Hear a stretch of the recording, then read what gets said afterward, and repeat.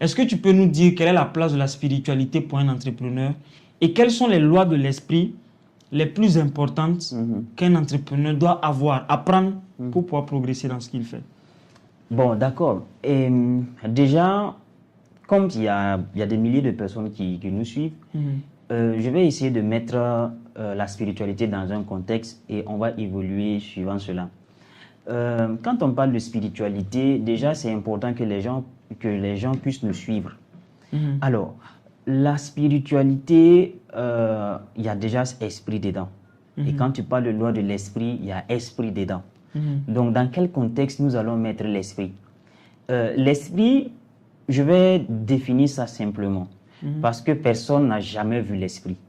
Personne ne peut dire qu'il a vu l'esprit. Non. Alors, mais quand on dit l'esprit,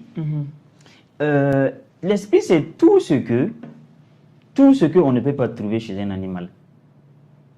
C'est-à-dire que quand on prend l'être humain et un animal, on peut retrouver tout ce qui existe chez l'être humain, on peut le trouver chez un animal. Ce qu'on ne peut pas trouver chez un animal, c'est l'esprit. Donc l'esprit fait allusion à tout ce qui est émotion, notre famille, l'amour de nos enfants, l'amour de nos femmes, tu vois, le sentimental. C'est ça, on peut appeler esprit. Je veux qu'on prenne ça dans ce contexte. Qu'on ne parte pas directement dans la religion. Oui. L'esprit, ce qui nous différencie des autres êtres, c'est ça. Genre l'empathie, l'amitié, tu vois, l'émotion du genre, tu vois un peu, nos familles, c'est ça le raisonnement, tu vois, tout ça, ça fait partie, c'est ça l'esprit. On va parler dans ce sens. On ne va pas forcément aller au côté de la religion. Mais il y a un trait en commun qu'on peut relier, mais on reste ici. Et maintenant, quelle est la place de l'esprit, voilà, pour l'entrepreneur? Oui, c'est ça la question, mais c'est la place de les lois de l'esprit. Oui. Ok. La place, déjà, c'est incontournable. Parce qu'on ne peut pas se détacher déjà de l'esprit. Donc, l'être humain ne peut pas se détacher de son esprit et rester toujours vivant, par exemple. On est d'accord? Donc, la place des lois de l'esprit ou encore le fonctionnement de l'esprit chez l'homme n'est pas quelque chose qu'on peut dissocier. Ce n'est pas parce que c'est un entrepreneur ou encore c'est un fonctionnaire que... Non, non, non. L'esprit est l'esprit. Les lois sont immuables. Les lois vont toujours rester. Une autre analogie de l'esprit, je vais parler de l'univers. Quand on parle des lois de l'esprit, il faut faire allusion aux lois de l'univers. L'univers n'est rien d'autre que l'esprit également. Le tout, le plus grand tout, c'est l'univers. Univers, uni vers le un, revenir vers le un. C'est le tout en fait, c'est le cosmos. Donc quand on va parler de l'univers, il faut qu'on voit ça dans son ensemble. Alors, les lois de l'univers s'appliquent à tout le monde. Pas forcément pour l'entrepreneur, peu importe, ça s'applique à tout le monde. Et d'abord, c'est quoi une loi, selon toi? Si tu peux caricaturer un peu une loi. Une loi, pour moi, ça dépend.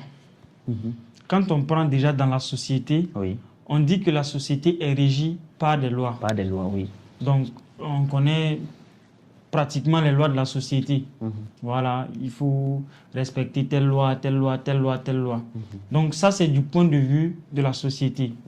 Maintenant, je sais qu'il y a des lois aussi qui existent, comme la loi de la gravitation. Quand on jette un objet, l'objet il tombe par terre, parce qu'il y a une force de la gravitation qui attire l'objet vers le bas. Ça, c'est une loi, ce n'est pas une croyance.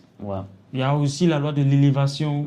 On voit qu'il y a les avions qui volent, etc. Donc pour moi, comme tu l'as si bien dit, l'univers effectivement est régi par des lois, mais il y a aussi des lois qu'on met en place, que la société met en place. Voilà. D'accord. Effectivement. Donc, si on prend effectivement la loi comme ça, comme étant par exemple des règles.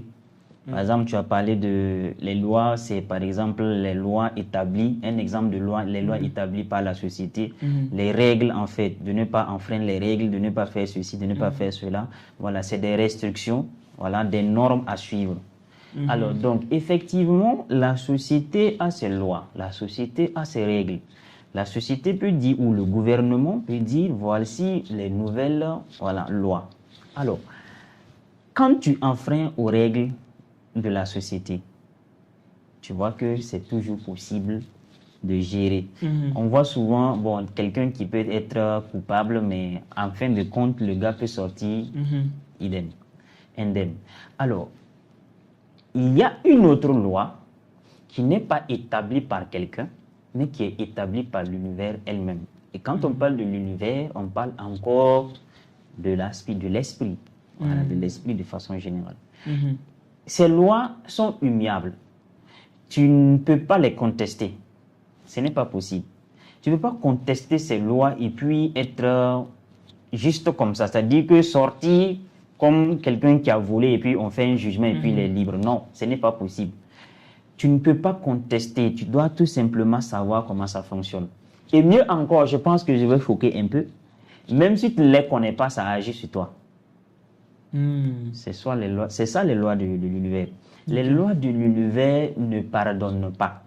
Il n'y a pas que comme je ne connaissais pas, ça ne doit pas agir sur moi. Donc que tu connaisses ou pas, les lois de l'univers ont un impact sur toi. Non, ça te mate correct. Si tu veux, tu dis non, je suis un croyant, je prie beaucoup, peu importe la religion, je suis donc... Non.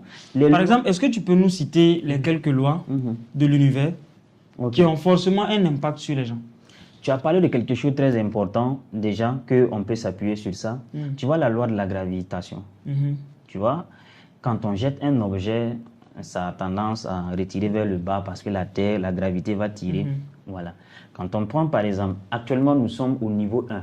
Ça dit que le bureau, on est au niveau 1 du bureau et on est en train de faire le podcast.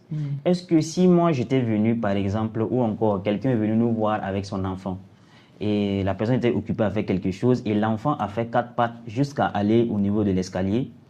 Est-ce que si l'enfant glisse de l'escalier, l'enfant va rester suspendu en l'air, attendre à ce que quelqu'un puisse voir que l'enfant voulait tomber, que l'enfin est suspendu? Comme l'enfant ne connaît pas que non, on tombe, jusqu'à ce qu'il parte recueillir l'enfant pour le descendre. Non, il va tomber, même s'il ne connaît pas. Il n'y a rien à faire. L'enfant va tomber. Ça dit qu'il va se tomber, il va se blesser, ou encore pire, ça peut être pire. Il peut mourir. Il peut mourir. Tu vois. L'univers ne cherche pas à savoir l'enfant, il est trop jeune d'abord, il ne comprend pas, donc il faut le comprendre, il faut gérer. Non.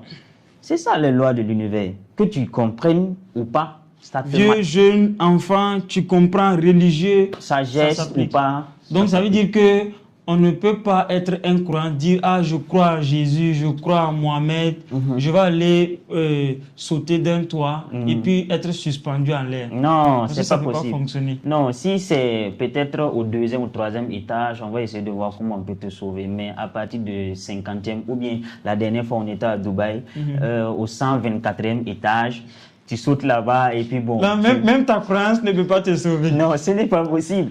Ouais. Donc, c'est ça la loi les lois de l'univers. Maintenant, il y a d'autres lois qui sont cachées quand même, qui agissent sur les gens.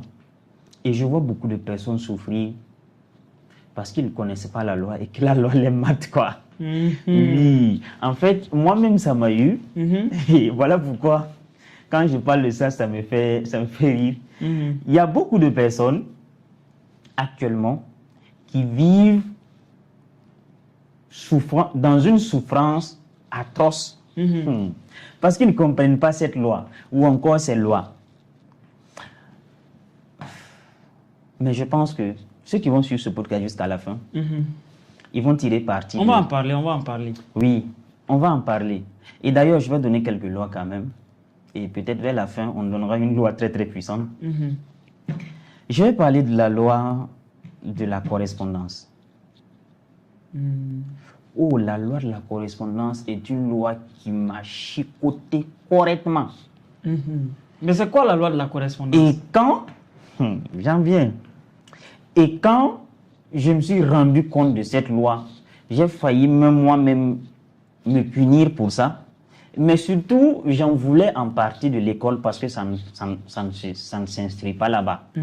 On n'enseigne pas ces lois à l'école. Non, on n'enseigne pas ces lois à l'école. Et c'est ça même qui est grave. Pire encore, je me demande si dans les entités religieuses, est-ce qu'on parle de ça? Je ne sais pas trop forcément si ils en parlent.